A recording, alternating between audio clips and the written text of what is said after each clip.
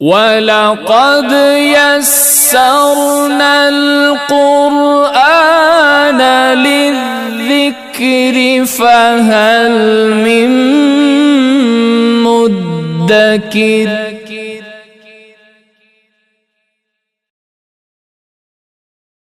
أعوذ بالله من الشيطان الرجيم بسم الله الرحمن الرحيم وكذلك جعلناكم أمة وسطا لتكونوا شهداء على الناس ويكون الرسول عليكم شهيدا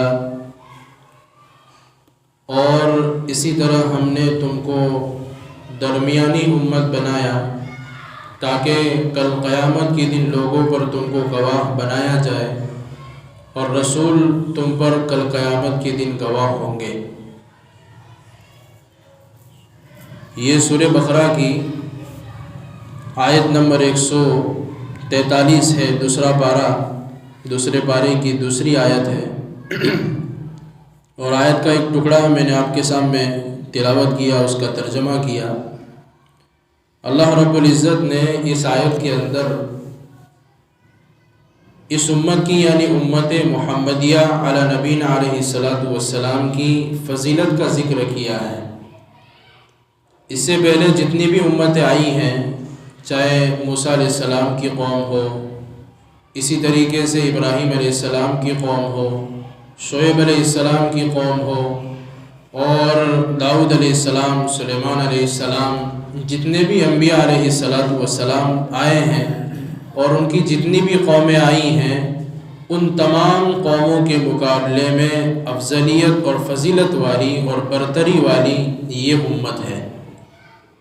اس سے پہلے آپ کے سامنے آیا تھا تحویل قبلہ کا مسئلہ کہ اللہ رب العزت نے اللہ کے نبی علیہ السلام کو دنیا میں بھیجنے کے بعد آپ کا قبلہ کعبۃ اللہ ہی تھا مکہ کے اندر، لیکن آپ جب مکہ سے مدینہ تشریف لے گئے تو آپ کا قبلہ بیت المقدس تھا، یعنی مسجد اقصیٰ کی طرف آپ رخ کر کے نماز پڑھتے تھے۔ 16 یا 17 دن تک آپ نے اس رخ پر نماز پڑھی، پھر اللہ رب العزت نے اس سے ہٹ کر آپ کا قبلہ واپس دوبارہ بیت اللہ کر دیا۔ اس آیت میں اللہ رب العزت نے یوں بیان فرمایا ہے کہ ہم نے اسی طرح وَكَذَلِكَ جَعَلْنَاكُمْ أُمَّةً وَسَطًا، اسی طرح ہم نے تم کو امت وسطا بنایا، درمیانی امت بنایا۔ اس آیت میں مفسرین نے ایک نقطہ یہ بھی لکھا ہے کہ اللہ رب العزت نے امت محمدیہ کا قبلہ بیت المقدس سے بیت اللہ کیوں کر دیا، اس کی وجہ بیان فرمائی ہے۔ اس کی وجہ یہ بیان فرمائی ہے کہ جیسے پہلے پارے کے اندر شروع کے اندر یہ بات گزر چکی ہے کہ ہم نے بنی اسرائیل کو عالمین پر فضیلت دی، فضلتکم علی العالمین، تمام جتنے بھی عالم ہیں اور جتنے بھی لوگ ہیں ان تمام لوگوں پر ہم نے بنی اسرائیل کو فضیلت دی تھی۔ لیکن ہم نے دیکھا اور سنا، ہم نے جو ہے پچھلی آیتوں کے اندر پہلے پارے کے اندر یہ چیز سنی کہ بنی اسرائیل کیسی قوم تھی، انہوں نے کیسی کیسی اللہ کی نافرمانیاں کی ہیں، حتیٰ کہ انہوں نے انبیاء علیہ السلام کا قتل تک بھی کیا ہے۔ تو اللہ رب العزت نے ان کی فضیلت کو ختم کر دیا اور قیامت تک امت محمدیہ علی نبینا علیہ السلام کی فضیلت کو قائم کر دیا۔ اسی لیے اللہ رب العزت نے پہلے جو ہے بیت المقدس کی طرف نماز پڑھنے کا حکم کیا اور پھر کہا کہ اب ہمیشہ ہمیشہ کعبۃ اللہ کی طرف نماز پڑھی جائے گی، جو تمام نبیوں کا کعبہ رہا ہے۔ اس آیت کے اندر ایک تو یہ چیز بیان کی گئی، دوسرا یہاں پر یہ بیان فرمایا گیا کہ وَكَذَلِكَ، اسی طرح ہم نے تم کو امت وسطا بنایا۔ کیا مطلب درمیانی امت بنایا؟ وسطا کہتے ہیں سینٹر کو، درمیانی چال، اعتدال والی چال، جس کو درمیان کہا جاتا ہے، وسط کہا جاتا ہے۔ اس کو اس طرح سمجھیں کہ ہم جو ہے ایک گول راؤنڈ بنائیں اور بیچ میں جو ہے ایک پوائنٹ بنائیں، اور ہر طرف سے پوائنٹ کی طرف سے لکیر کی طرف جہاں بھی لکیر کھینچی جائے گی تو ساری لکیریں جتنی بھی کھینچی جائیں وہ گولائی میں سب کے سب برابر ہوں۔ تو اللہ رب العزت نے اس امت کو اعتدال والی امت بنایا، یعنی بیچ میں ہی رکھا۔ اس میں ایک باریک نقطہ یہ لکھا ہے کہ ہمارا کعبہ کون سا ہے؟ بیت اللہ، مسجد حرام. تو یہ مسجد حرام کی جو جگہ ہے وہ دنیا کی ایک پوائنٹ کی جگہ ہے. وہاں سے اس طرف چلے جائیں، وہاں سے اس طرف چلے جائیں، وہاں سے اس طرف چلے جائیں، وہاں سے اس طرف چلے جائیں، آپ کعبۃ اللہ سے کسی بھی کونے میں چلے جاؤں گے وہ پورا کا پورا ایریا ایک ہی ہے پوری دنیا کے اندر. تو گیا ہمارا کعبۃ اللہ وہ اتنا بیچ میں دنیا کے سینٹر کے اندر ہے کہ چاروں طرف جو ہے ایک ہی سمت ہے، ایک ہی رخ ہے. اس میں وسطا سے مراد یہ ہے کہ اللہ رب العزت نے اس امت کو امت وسطا یعنی اعتدال والی امت بنایا. کیوں بنایا؟ لِتَكُونُوا شُهَدَاءَ عَلَى النَّاسِ، کہ کل قیامت کے دن تاکہ تم کو لوگوں پر گواہ بنایا جائے اور رسول تم پر گواہ رہے. کیا مطلب اس کا؟ کل قیامت کے دن یہ امت جب اللہ کے سامنے پیش کی جائے گی اور دوسری ساری امتیں اللہ کے سامنے پیش کی جائے گی. اب ہوگا کیا واقعہ؟ یہ واقعہ بخاری شریف کے اندر، مسلم شریف کے اندر، ترمذی شریف کے اندر، اسی طرح مسند احمد، ان چاروں کتابوں میں اور دوسری حدیث کی کتابوں میں بڑی تفصیل سے حدیث ذکر کی گئی ہیں. میں آپ کے سامنے مختصر حدیث پیش کرتا ہوں. تو واقعہ یہ ہوگا کہ جب ساری امت اللہ کی بارگاہ میں کل قیامت کے دن پیش ہوگی تو اللہ رب العزت ایک ایک امت کو بلائیں گے، ان کے نبی کو بلائیں گے. جیسے کہ موسیٰ علیہ السلام کو بلائیں گے اور ان کی امت کو بلایا جائے گا. اسی طرح ابراہیم علیہ السلام کو بلائیں گے اور ان کی امت کو بلایا جائے گا. اور ان کی امتوں سے یہ پوچھا جائے گا کیا تمہارے پاس کوئی ڈرانے والا آیا؟ کیا تمہارے پاس کوئی سمجھانے والا آیا؟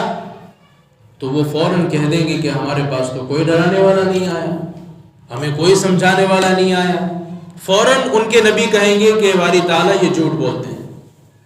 کیا کہتے ہیں؟ یہ جھوٹ بولتے ہیں، ہم نے آپ کا پیغام ان تک پہنچا دیا ہے، پھر بھی نہیں مانیں گے وہ لوگ. تو اللہ رب العزت گواہ کے طور پر امت محمدیہ کو پیش کریں گے. کتنا بڑا مقام ہے اس امت کا. اللہ رب العزت نے مقام اس دنیا کے اندر بھی رکھا اور آخرت کے اندر ساری امتوں کے سامنے اس امت کو گواہ کے طور پر پیش کیا جائے گا. ہم سب کو پیش ہونا ہے، گواہی ہم کو دینی ہے. تو ایمان والا وہاں پر کھڑا ہو کر گواہی دے گا. یہ امت ایک زبان ہو کر گواہی دے گی کہ باری تعالیٰ یہ ساری امتیں جھوٹ بول رہی ہے، آپ کا پیغام ان تک پہنچ گیا ہے. تو وہ ساری امتیں ہم کو کیا کہے گی؟ امت محمدیہ کو کیا کہے گی کہ باری تعالیٰ ہمارے زمانے میں یہ لوگ تھے تو نہیں، ان کو کیسے معلوم کہ تو نے پورا پیغام پہنچا دیا ہے؟ ہمارے زمانے میں تو یہ نہیں تھے، یہ جھوٹ بولتے ہیں. تو ہم جواب دیں گے، امت محمدیہ جواب دے دی کہ نہیں، ہم جھوٹ نہیں بولتے، ہم نے آنکھوں سے نہیں دیکھا ہے لیکن قرآن کریم میں گواہی دی ہے اور ہمارے نبی نے ہم کو یہ بتایا ہے کہ تم تک پورا پیغام پہنچ چکا ہے. اور ہمارے نبی کبھی جھوٹ نہیں بول سکتے ہیں. محمد صلی اللہ علیہ وسلم نے کبھی دنیا میں جھوٹ بولا ہے اور نہ کسی بات میں جھوٹی گواہی پیش کی ہے، تو وہ ہمیں جھوٹی خبر نہیں دے سکتے ہیں. اور قرآن کریم میں کتنی صاف باتیں انبیاء علیہ الصلوۃ والسلام کی ذکر کر دی کہ فلاں نبی کو فلاں قوم کو دعوت دی، فلاں نبی نے فلاں قوم کو دعوت دی. پورا جو ہے قرآن میں ذکر ہے، پورا. اچھا، پھر بھی وہ جھٹلائے گی، پھر بھی کیا کہے گی؟ وہ جھٹلائے گی. پھر اللہ رب العزت اللہ کے نبی کو پیش کریں گے کہ نبی آؤ دربار کے اندر، عدالت کے اندر آؤ. کیا تمہاری امت صحیح کہہ رہی ہے کہ ان امتوں تک میرا پیغام پہنچ چکا ہے؟ کہ ہاں باری تعالیٰ میں نے ان کو آپ کی جو ہے پوری خبر پہنچا دی ہے اور میری یہ امت جو گواہی دے رہی ہے بالکل سچ گواہی دے رہی ہے. اس گواہی کے مطابق جن لوگوں نے نافرمانی کی تھی اپنے نبی کی، ان کو کل قیامت کے دن سزا دی جائے گی. اللہ ہم سب کی حفاظت فرمائے. عزیز و بزرگوں، ہم گواہی کے طور پر پیش ہوں گے اور اگر ہم ہی گنہگار ٹھہریں تو ہمارا کیا حال ہوگا؟ ایک بات یاد رکھیں، دنیا کی عدالت میں کیا ہوتا ہے؟ دنیا کی عدالت میں جب کسی گواہ کو پیش کیا جاتا ہے مجرم کے سامنے کہ یہ میرا گواہ ہے، تو وہ گواہ جو ہوتا ہے وہ خود گنہگار نہیں ہوتا. گواہ خود گنہگار نہیں ہوتا. وہ گواہ اس لیے پیش کیا جاتا ہے کہ اس گواہی دینے والے نے اس گنہگار کو گناہ کرتے ہوئے دیکھا ہے، چاہے کسی بھی صورت میں دیکھا ہو. تو وہ گواہ جو دینے والا ہوتا ہے وہ گواہ خود گنہگار نہیں ہوتا بلکہ مجرم گنہگار ہے. ہم تھوڑی دیر کے لیے سوچیں کہ میں کل قیامت کے دن دوسری امتوں کے خلاف جو ہے مجھے گواہی کے طور پر پیش کیا جائے گا اور میں خود اللہ کے نبی کا نافرمان ہوا تو یہ ہے ہماری فضیلت، یہ ہے ہمارا مقام کہ اللہ رب العزت نے اس امت کا کتنا بڑا مقام بنایا ہے، کتنی بڑی جو ہے مرتبہ بنایا ہے۔ اور پھر فرمایا یہ جو امت وسطیٰ ہے نا، امت وسطیٰ اعتدال والی امت، یہ صرف امت محمدیہ ہے، صرف امت محمدیہ ہے۔ اس سے پہلے جتنی امتیں آئیں انہوں نے جو ہے افراد کر دیا یا تفرید کر دی۔ کیا مطلب؟ کہ انہوں نے جو ہے اللہ کو ماننے کے اندر، نبی کو ماننے کے اندر اتنا آگے بڑھ گئے کہ انہوں نے حضرت عیسیٰ علیہ السلام کو اللہ کا بیٹا بنا دیا، اور نیچے اتنے گر گئے، گرنا تھا تو کہ انہوں نے جو ہے گائے کو اپنا معبود بنا لیا۔ لیکن یہ امت محمدیہ اعتدال والی امت ہے۔ اس کو دین بھی ایسا دیا گیا کہ بہت زیادہ آگے بھی نہ بڑھے، بہت زیادہ کم بھی نہ ہو جائے، بیچ میں رہ کر کام کرے، اور ہر چیز کے اندر کہ عبادت کے اندر اتنی عبادت زیادہ نہ کرنے پائے کہ وہ دنیا کو ہی چھوڑ دے، اور دنیا اتنی حاصل کرنے میں نہ لگ جائے کہ عبادت کو چھوڑ دے۔ تو ہمیں جو ہے اعتدال والی امت بن کر دنیا کے اندر زندگی گزارنی ہے، اور یہ بات ہمیں یاد رہنی چاہیے کہ کل قیامت کے دن اللہ کے سامنے ہماری پیشی گواہی کے طور پر ہوگی۔ کل گواہ کے طور پر ہمیں اللہ کے سامنے کھڑا ہونا ہے، اور گواہ جو ہوتا ہے وہ گنہگار اور مجرم نہیں ہوتا، گواہ جو ہوتا ہے وہ گنہگار اور مجرم نہیں ہوتا ہے۔ اور ایک جو ہے یہاں پر تحویل قبلہ کا ایک مسئلہ یہاں پر مفسرین نے یہ بھی نقل کیا ہے کہ اللہ رب العزت نے جو ہے قبلہ پہلے بیت المقدس تھا، پھر مسجد حرام کیا، اس کی اللہ رب العزت نے یہاں پر وجہ بیان کی ہے۔ کیا وجہ بیان فرمائی؟ کہ آنے والی جو امت تھی وہ امت وسطیٰ تھی، یعنی اعتدال والی امت تھی، بیچ میں رہ کر چلنے والی امت تھی۔ تو ان کو اللہ نے کعبہ بھی ایسے دیا جو بیچ میں ہی ہے، کعبہ بھی کیسا دیا کہ وہ بیچ میں ہے۔ تو اللہ رب العزت نے اللہ کے نبی علیہ السلام کو چند دنوں تک وہاں پر رک کر کے نماز پڑھنے کا حکم فرمایا، اور پھر کہا کہ اب تمہارا رخ جو ہے ہمیشہ ہمیشہ کے لیے بیت اللہ ہوگا، کیونکہ تمہاری آنے والی جو امت ہے وہ اعتدال والی امت ہے، بیچ میں رہ کر چلنے والی امت ہے۔ اس لیے اللہ رب العزت نے ہمارا کعبہ جو ہے بیت المقدس سے جو ہے کعبۃ اللہ کر دیا۔ اچھا، اس کے اندر ایک حکمت اور بھی ہے، اس کے اندر حکمت ایک اور بھی ہے کہ پہلے بیت المقدس تھا اور پھر کعبۃ اللہ ہو گیا۔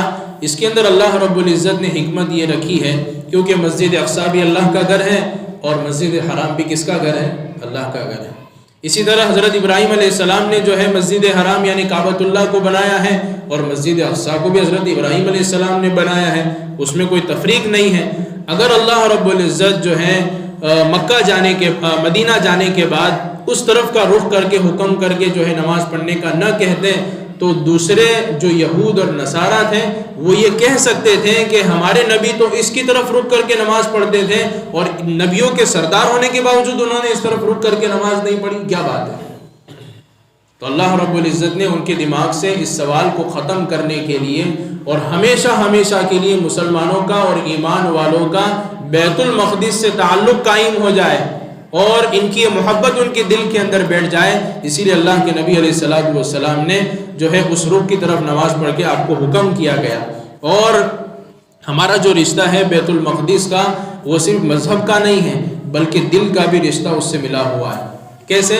کہ جس طرح ہم رک کر کے نماز پڑھتے ہیں کعبۃ اللہ کی طرف، اگر کسی اور جو ہے رخ کی طرف نماز پڑھیں گے تو ہماری نماز نہیں ہوگی۔ کیوں نہیں ہوگی؟ کہ ہمارا دل جو ہے وہ کعبۃ اللہ سے پھرا ہوا ہے، اور اللہ کے نبی علیہ السلام کو 16-17 دن جو ہے اس رخ کی طرف نماز پڑھنے کا حکم اس لیے ہوا کہ آپ کا دل جو ہے بیت المقدس سے اور مسجد اقصیٰ سے مل جائے۔ اگر آپ جو ہے اس سے ہٹیں تو آپ کا دل جو ہے پھر جائے گا۔ تو اللہ رب العزت نے جو ہے اس کی طرف رک کر کے نماز پڑھنے کا حکم دیا، اس کے اندر یہ سبق دیا کہ قیامت تک آنے والے ایمان والے اور مسلمان والوں جتنے بھی لوگ ہیں ان کے دلوں کے اندر مسجد اقصیٰ کی جو ہے احترام رہنا چاہیے، اس کی عزت رہنی چاہیے۔ آج وہاں پر جو ہے بہت عجیب طریقے سے بچوں پر، نوجوانوں کے اوپر، بوڑھوں کے اوپر، عورتوں کے اوپر مظالم ڈھائے جا رہے ہیں۔ اس کے بارے میں ہمارے دل کے اندر جو ہے یہ چیز آنی چاہیے کہ یہ کیوں ہو رہا ہے، اور ان کے لیے ہم دعائیں کریں، اللہ سے مانگے، 2 رکعت نماز پڑھ کے مانگے، بلکہ معاملہ جو ہے یہاں تک پہنچا ہوا ہے کہ وہاں پر جو ہے بچے ٹھنڈ سے اور ٹھنڈی سے جو ہے تڑپ رہے ہیں۔ 2 دن پہلے جو ہے ایک ویڈیو دیکھی، 2 چھوٹے معصوم بچے، وہ ایک بھائی ہے ایک بہن ہے، وہ بالکل ٹھنڈی سے تڑپ رہے ہیں اور ان کو کوئی اٹھانے والا نہیں ہے، اور ہمارا حال یہ ہے دنیا کے اندر، یہاں پر دوسرے ملکوں کے اندر، کہ مسلمان اتنی عیش کے ساتھ زندگی گزار رہا ہے، بے پرواہی کے ساتھ زندگی گزار رہا ہے کہ مجھے چھوڑ کر دوسری جگہ کیا ہو رہا ہے اس کو معلوم نہیں ہے، اور بڑی عیش کے ساتھ یہاں پر زندگی گزر رہی ہے، بڑی خوشیاں منائی جا رہی ہیں، سب کچھ ہو رہا ہے، لیکن تھوڑی دیر ہاتھ اٹھا کر ان مظلوم مسلمانوں کے لیے اور جو ہے ان غریبوں کے لیے اللہ کے سامنے ہاتھ اٹھا کر ہم دعا کرنے کے لیے تیار نہیں ہیں۔ اللہ جو ہے ہم سب کو معاف بھی فرماوے اور جو ہے اس کا احترام ہم کو نصیب فرماوے، اور ہم یہ دعا کریں اللہ کے سامنے کہ وہاں پر جو کچھ بھی ہو رہا ہے اللہ رب العزت ان کی حفاظت فرماوے، اور جو ہے ان کو حوصلہ عطا فرماوے، ہمت عطا فرماوے، ان کی مدد فرماوے۔ باقی جو آئے تھے وہ انشاءاللہ آئیں۔